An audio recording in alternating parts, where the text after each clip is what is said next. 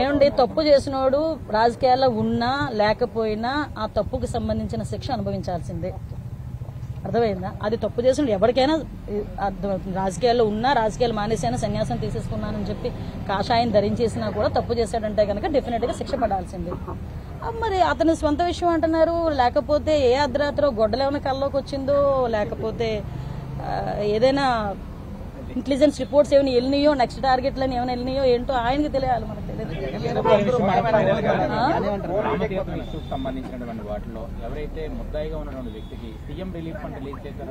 నేను ఆ రోజే మాట్లాడాను స్వామి. విషయం ఏంటంటే,